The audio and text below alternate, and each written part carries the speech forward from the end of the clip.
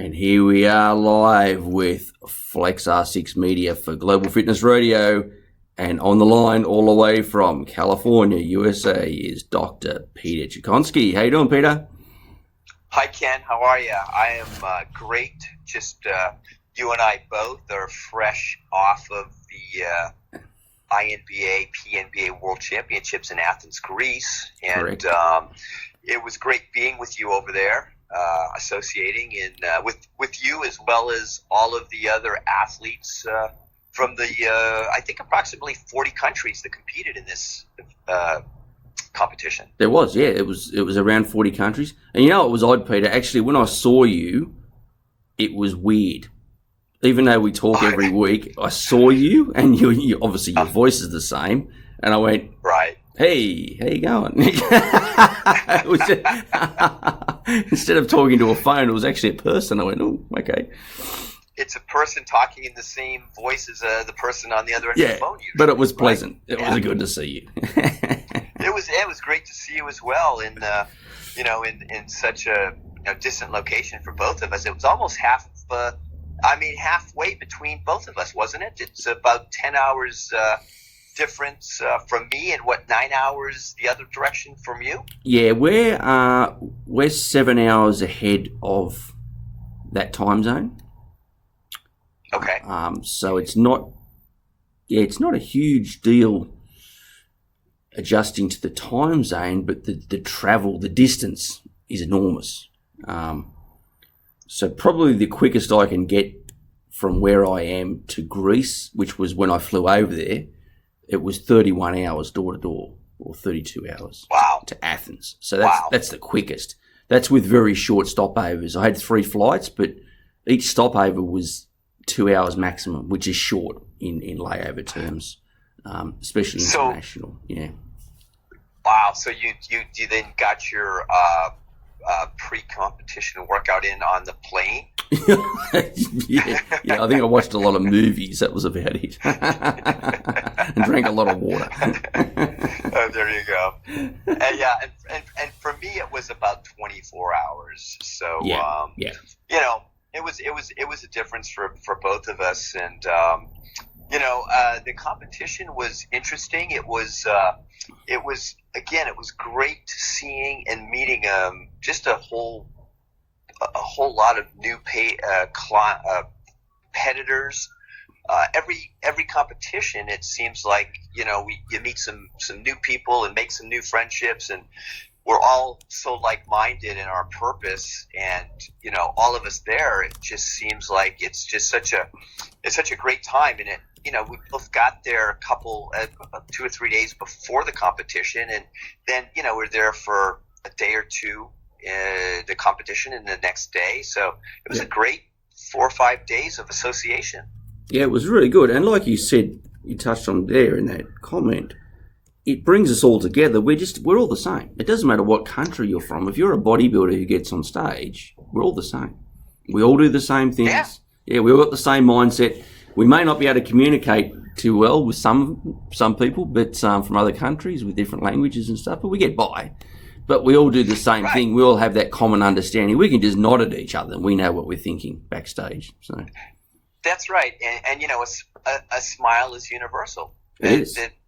Every language understands a smile, so you can smile at somebody and they know what you mean. Yeah, 100%. Right? Yeah, 100%. Yeah. And one thing I was told that in Europe they have a judge that is on stage with a microphone, which we experienced, right? Yeah. And I think I figured out why he's there. I think in Europe there's so many different countries that speak so many different languages that it's probably really a lot easier for those that don't understand English, since it was done, the judging was done in English, for that judge on stage with the microphone to actually move people around and not count on each competitor to understand what was said.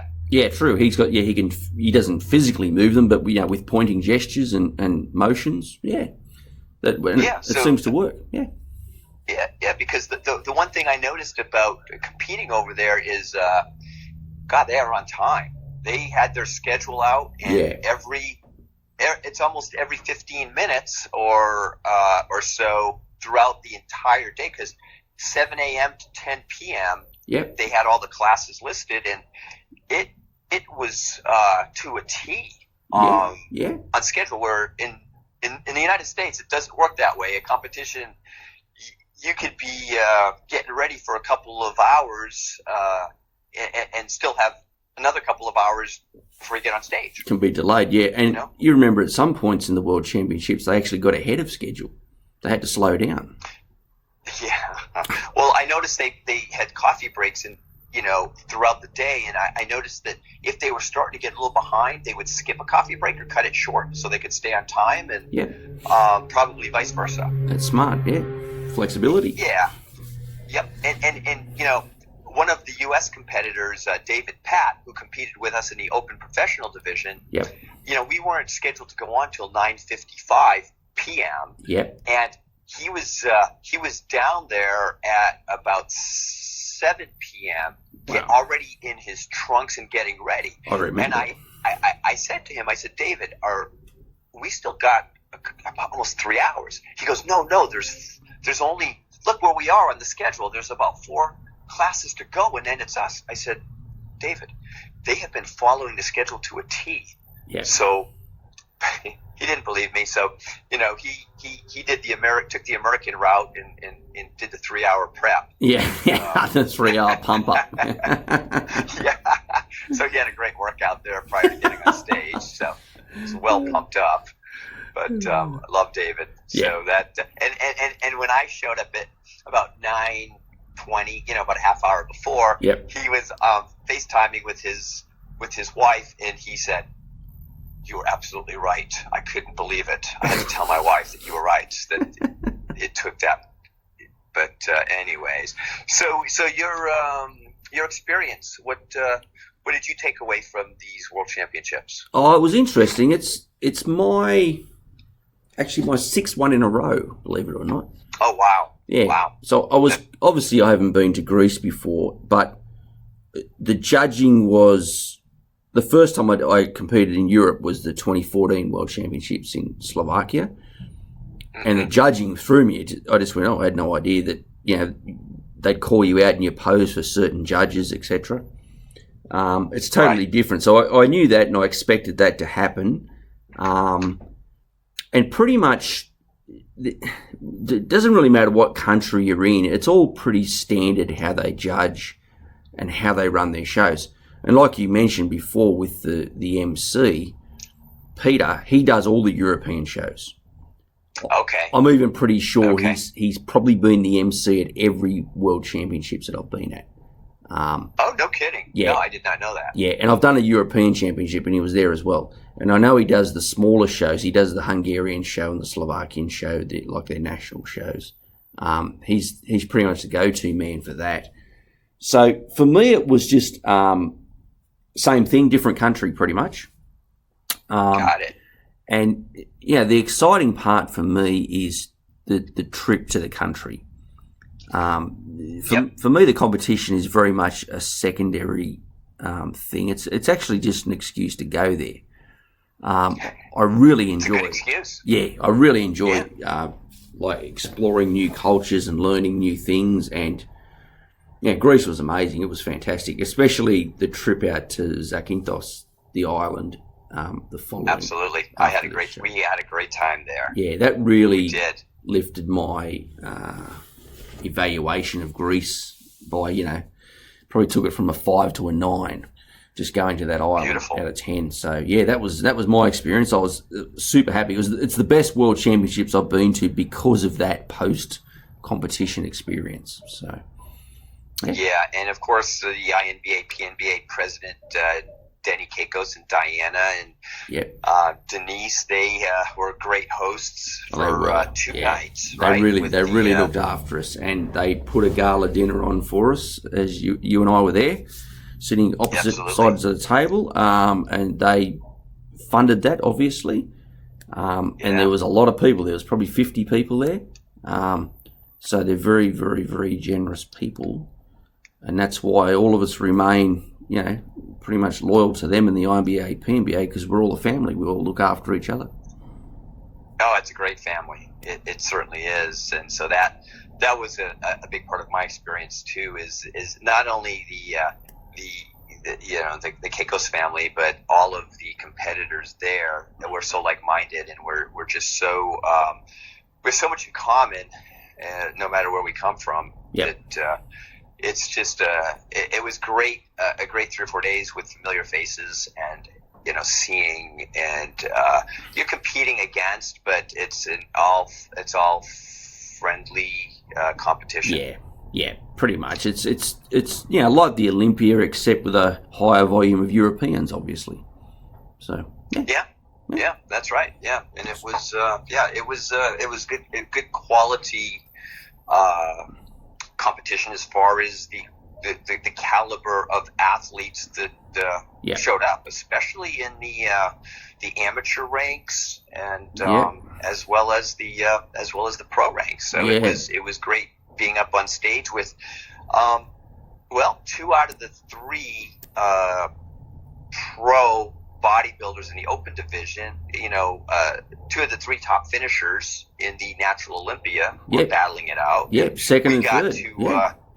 Second and third, and we got to be up there with them. So that was a great experience. It was a huge honor, wasn't it? And those guys, Tommy and Christopher, are fantastic bodybuilders, and just to be on the same stage as them is an honor.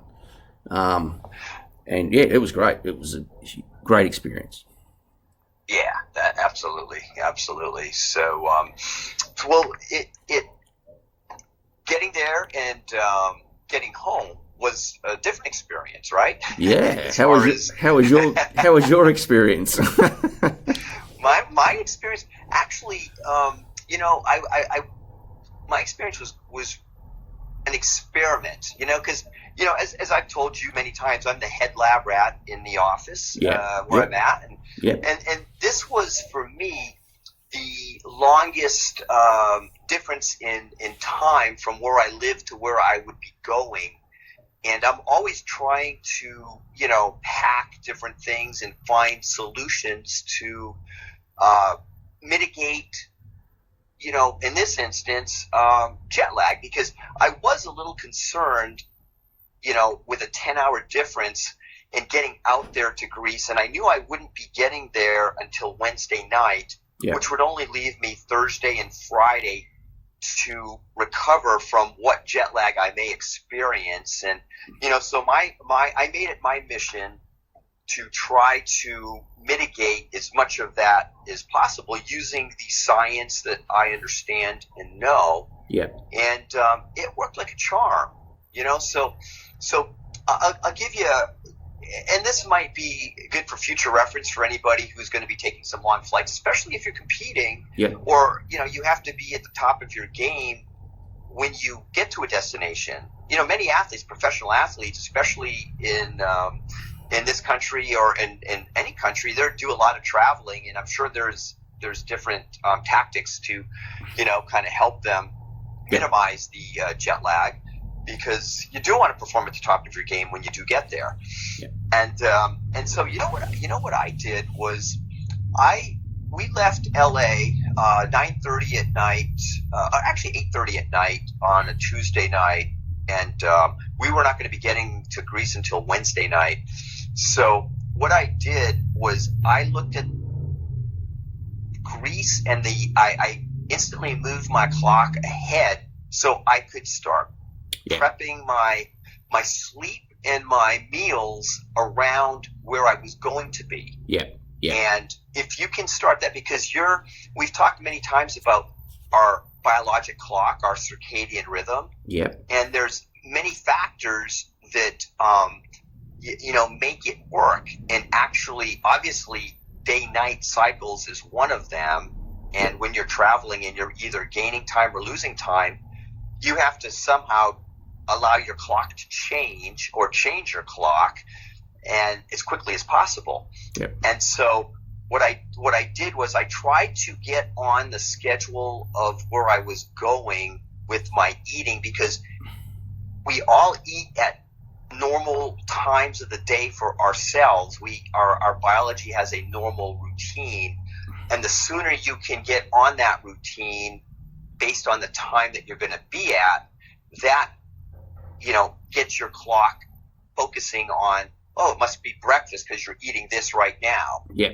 And so that was one thing I did, and I tried to sleep when I was supposed to be sleeping at the destination I was going to. Yep.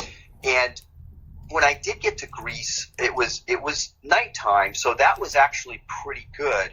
Yeah. And I went we stayed at the airport, right at the hotel that's right outside the airport there. And so I got to sleep at my normal time that I would normally sleep in the U.S. here, and that allowed me to get up at my normal time in Greece at about 6 o'clock in the morning with sunrise, like we've talked about in the past. So what I did was I went outdoors and I did everything that we've talked about in the past on podcasts. I do my breathing techniques, and I did a little bit of stretching as I'm getting infrared light and getting the blue wavelength of light into my eyes to tell my biology what time it is and to get it switched over to whatever time it is now registering as quickly as possible. Yeah. And then after I did, I went back into the hotel and I got in the sauna. Yeah. And the sauna was great because, you build up a lot of toxicity when you're flying. Yeah. A lot of toxins in the air. You're in an airplane with not great ventilation. Yep. And so I got on a good sweat, and I had just a little bit of a mini workout right after I got out of the sauna to get the blood flowing and get the oxygen flowing to my muscles. And you know what? That worked like a charm. Yeah. That was all it took. I went to the venue and never missed a beat. Yeah. And the only thing that I will add is, and this was an experiment also, which we'll talk about maybe a little bit more in the future because I'm still experimenting with this. Our biology registers, the brain waves that are the most important for us are the alpha brain waves. And those alpha brain waves are at a wavelength of they're at the exact wavelength of the magnetic field of the Earth called the Schumann resonance, which is 7.83 hertz. Okay. Yeah. And we've talked about that. And so when you're in contact with the Earth, and it's somehow not a coincidence that our alpha brain wavelength is 7.83 hertz, which is the exact wavelength of the Earth's magnetic field. Yeah. Right. Yeah. So there's a new device that is out. It's actually not new, but it's new to me, and I believe it's down in your neck of the woods that it's been the technology was worked on and has been developed, and it's a company called Blue Shield, and it is the cutting edge for establishing that magnetic field of 7.83 hertz and all of the other natural wavelengths of energy that your biology needs in order to function optimally. And when you're flying, you're the furthest away from those wavelengths because you're basically in a metal can full of microwaves and radio waves. So you're basically in a flying microwave oven, which we know when you put meat in a microwave oven, it dehydrates it. Yeah. And, we're nothing more than meat avatars, right? Yeah. So we are in that microwave getting dehydrated. Yeah. And so I took this technology along with me in my pocket. It's a portable unit. Yep. And every 15 to 30 seconds, it resonates these frequencies to my body, which tells my body that it is in contact with the Earth. Wow. And so it's you can go and check it out. It's Blue Shield. I believe it's blueshield.com. Yeah.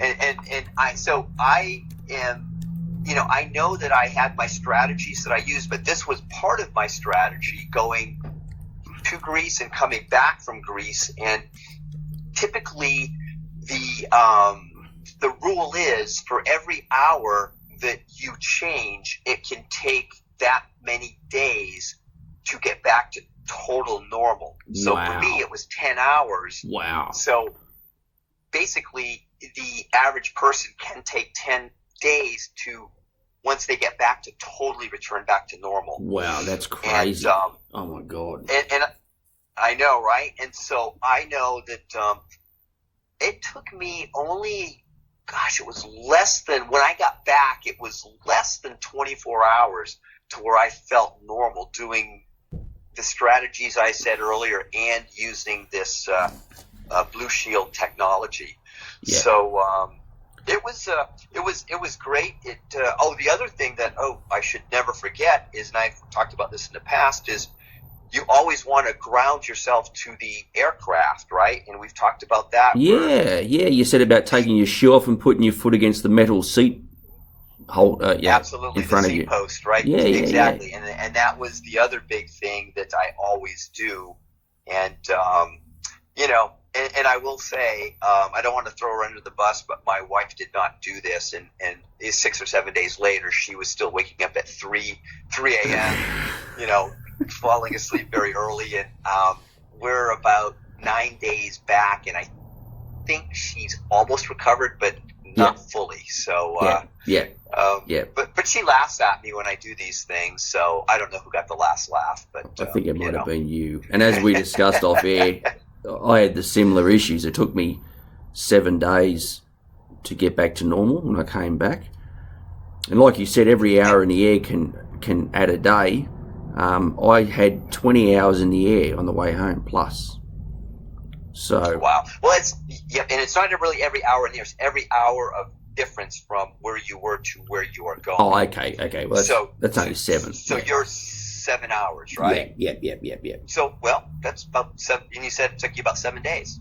Yeah, it's about right. Yeah, that's about right. Another thing that came to me as we were talking about this is everything that you said's relevant and true. With me, with experience, I wish I had done this. I wish I had kept a record of all the international flights I've done and recorded where if I got jet lag going to or coming back. Now, I'd suggest that coming back is far worse for me. Okay. And this is just a totally different angle I'm coming from. I think with me, it's a mental thing. I think going there is exciting, and I'm pumped You're looking up. Forward to it. Yeah, I'm looking forward to it. I'm pumped up. I'm jacked. I'm excited, and nothing's going to stop me having a good time. And I'm going to get straight back into that sleeping pattern. I'm going to be ready to go and hit the ground running. But then when I, get on the plane and come back, which usually coincides with bad eating and other bad habits, it turns into a downward spiral of everything crashes down, and I don't want to go home, and it's whatever. But there might be a little bit of that with me, I think. Yeah. Well, and I think with everybody that might be true, because I do hear a lot of people say when they get where they're going, they usually do better than when they do come back. Yeah.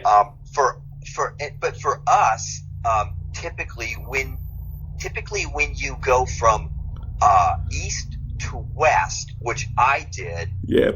That's the tougher. It's tougher going from east to west because you're chasing the sun. Yep. So we literally had a full 24 hours with no darkness. Yeah. So yeah. So for us, physiologically that is a little tougher because you can't get a night's sleep. You're not traveling over a night where you get that opportunity.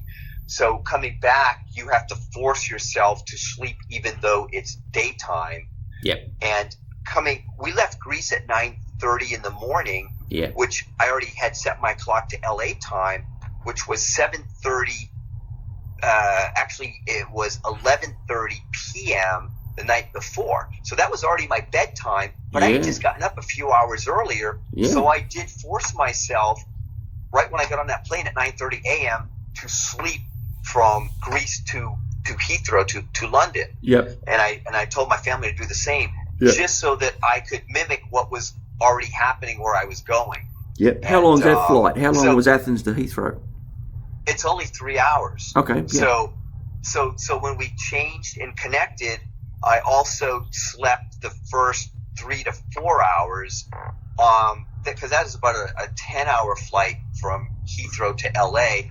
So, I advised my family to sleep for the first 3 to 4 hours also, to finish that night's sleep, and then stay up no matter what until we got back home and went to bed at our normal time, which I did. Yeah. But it's a little harder to do that than to fly through a night, because at least it's nighttime and it's dark in the plane, and you should sleep because you are flying through a night that you probably were up all day. So it's a little easier than to get up in the morning, get on a flight, and then sleep when it's already, you've just gotten up. Yeah. And what's interesting about that, Peter, this on long international flights, is they try to mimic nighttime by turning the lights down. And they try to mimic how it's supposed to be, because they give you breakfast pretty much after the lights come on for, half an hour. They try to mimic, getting out of bed for the breakfast meal. But if anything, I think it makes it worse, because as you know, well, as I know, they can turn those lights down. That's irrelevant to me.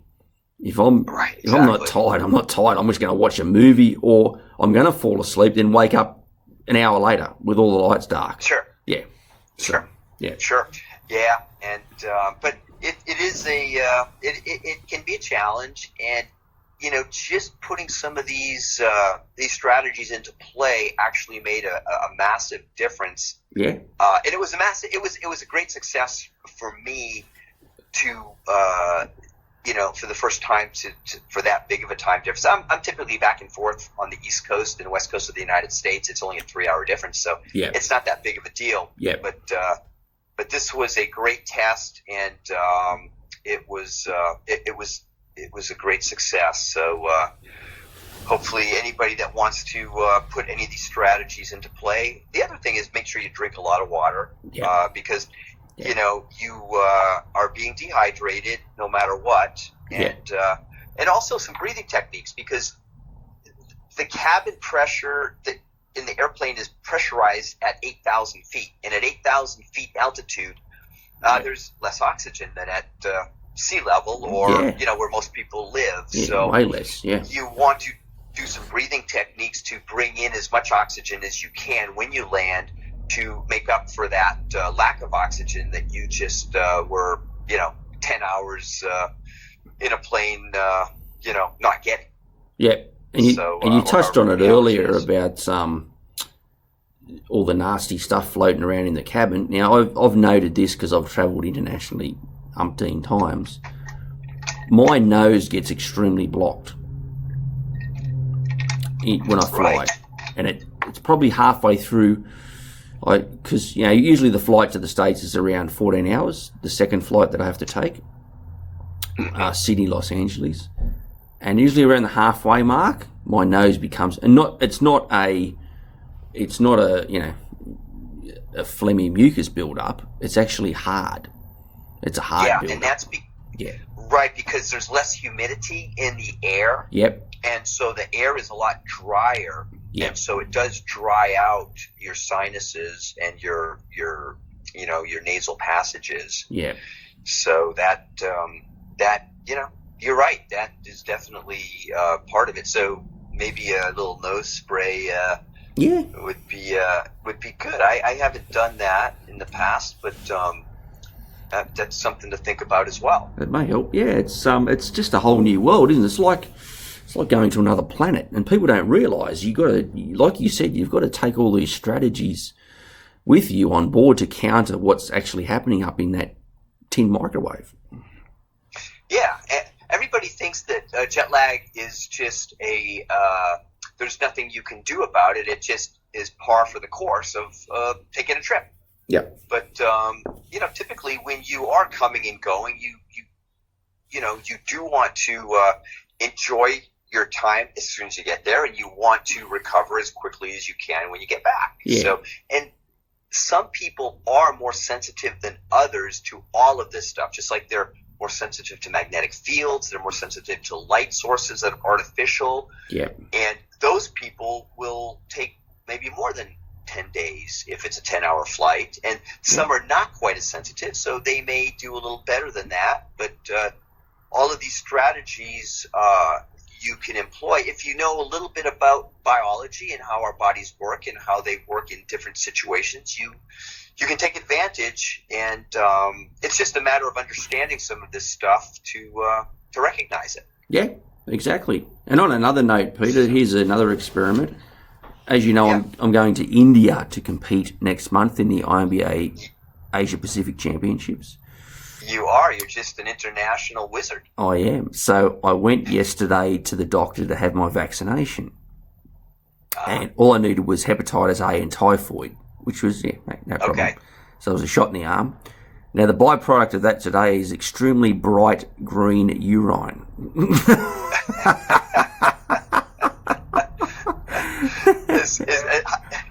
And how is the arm? Is there a little bit of a sore arm as well? It was okay. I trained shoulders this morning too, intentionally. Okay. Yeah. There you go. Yeah. just to mitigate the make some shoulder pain. Yeah. In spite of the shot, so you don't recognize it. Make all the three heads ache on both delts to instead of just one area. Yeah. Wow. Well, that should be an exciting trip. I wish I would be joining you over there. I made a very good friend, Ricky Epen. Yes. I met him. Yes, I met him too. From India, and Yeah. got some great photos on the beach with his photographer Cletus, who was very kind in donating his time to take pictures, and I got some great shots with Ricky, and so I think he will. I think he'll be there, and then Shodan Rai who's running. They'll both be there. Yeah. So lots of that should be a great experience. So I can't wait to hear how that goes. Yeah, we'll have a chat about that when I get back. That'll be good. Absolutely. Yeah. But hopefully we'll chat before then. We will every Friday. We'll chat, or Thursday night, California time, 10 p.m., which is 3 p.m. Friday here in Australia on the East Coast. For you. Yeah. Yeah, it's already your weekend. So that's great. Well, good. That was a nice little wrap up of the World Championships, and a good experience, and time to move on to the next chapter. Exactly, and we the strategies to overcome jet lag. Exactly. So hopefully anybody that would is going to be traveling, take advantage, and I think you'll be happy you did. For sure. All right, Peter, thank you for that. Another very informative chat with you this week on Flexr6 Media for Global Fitness Radio, and we will chat next week. That sounds great, Ken. Have yourself a great weekend. You too, Peter. Take care. All right. Thanks, Ken. Okay. Bye-bye. Bye now.